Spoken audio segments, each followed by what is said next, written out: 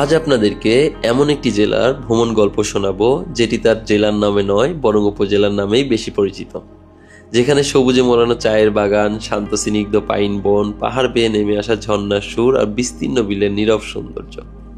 আমি বলছি মৌলভীবাজার জেলার কথা, যেটা আপনারা অনেকেই শ্রীমঙ্গল উপজেলার নামেই চিনেন। তো আজকের ভিডিওতে থাকছে এই জেলায় এলে কোন কোন জায়গা আপনার ভ্রমণ তালিকায় রাখতে পারেন। ঘুরে আসতে পারেন বাইক্কা বিল থেকে। এটি মূলত একটি ওয়েটল্যান্ড। বর্ষায় গেলে দেখতে পারবেন বাতাসের টানে ভেসে চলেছে পালতোলা নৌকা। আর শীতের মৌসুম এলেই এই জায়গাটা হয়ে ওঠে পাখিদের জন্য এক স্বর্গরাজ্য। বাইক্কা বিল, যেখানে প্রতিটি মুহূর্তই শান্তির গল্প বলে।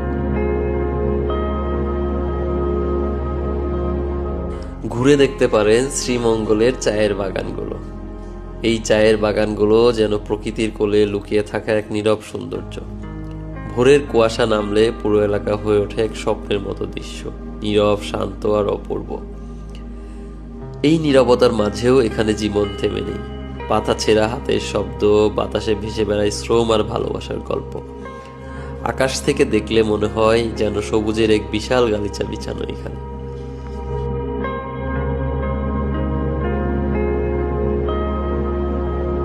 যারা একটু অ্যাডভেঞ্চার পছন্দ করেন তারা ঘুরে আসতে পারেন হামহাম ঝর্ণা থেকে।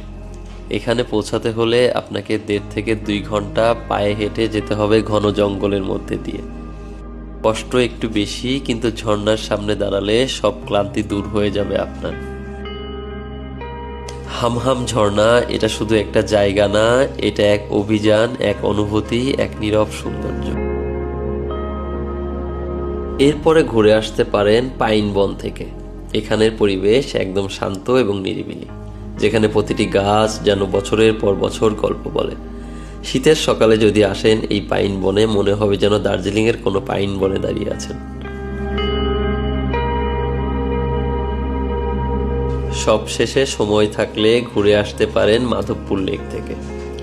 চা বাগানের ঘন সবুজের মাঝে নীরবে বসে থাকা এই লেকটি যেন প্রকৃতির আঁকা এক শান্ত ছবি। চারিপাশে শুধু সবুজ আর জলের আয়নায় আকাশের প্রতিচ্ছবি, সব মিলিয়ে এক অপার্থিব সৌন্দর্য।